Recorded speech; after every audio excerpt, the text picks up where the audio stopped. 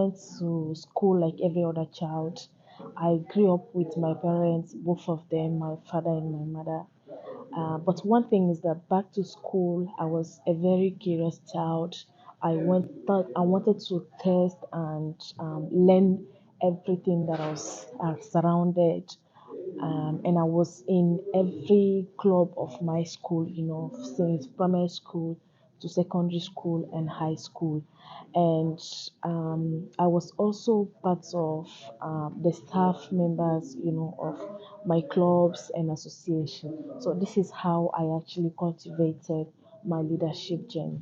When I got to the university, it became a bit challenging for me because I was part of five, I think five different associations, and I had to focus on on my classes at school and also on my work at home, because at that period I was not with my parents, but I was living with my uncle. So I actually had to find a way to plan very well my activities, in my clubs and associations, where I was either the president, vice president, secretary.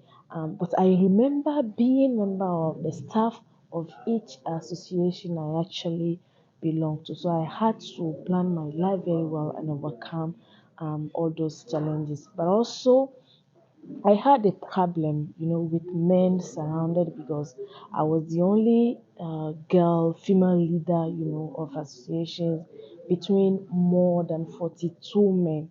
So I had to deal with, discrimination, this issue of being alone among all of them, and find a way to bring other young girls, into the leadership positions that I was holding at the university. I seriously believe mentorship is a key tool, in the development of a young female leader. Because when I was at high school, I had a mentor, and before that, please let me tell you that our parents are our first mentors. My first mentor was my mother. She was the one that taught me how is life, how I, as a girl, am going to face different challenges and how I could overcome it. At high school, I had my English teacher who was my mentor. At the university, I had so many mentors, both female and men. But one thing is that as a young leader, as a female leader, we have to be good listeners, and be very respectful, because that's the only way that we can learn from our mentors, listen to them, and make sure that we actually applicate what they are telling us and teaching us.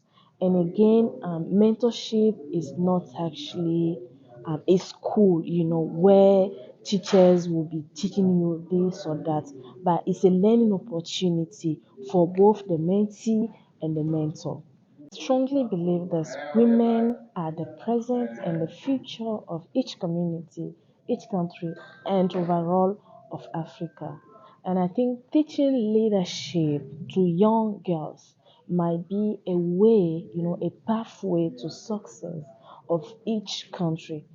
And for me, it's very important to go back to young ladies, to adolescents, to teach them, first of all, what is leadership, how they, as young girls, can impact their own lives and their folks' lives, and also concentrate on their problems, the different challenges that they are facing as young girls, especially when it comes to their health, when it comes to how they can overcome their problems, by trying to find a way to generate incomes for themselves.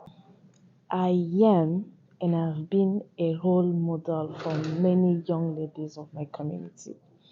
And I think me as a leader, doing what I'm doing for my community and seeing all those people calling me mentor, calling me my leader, and this, it makes me actually feel happy, and it gives me, more strength to continue doing what I'm doing.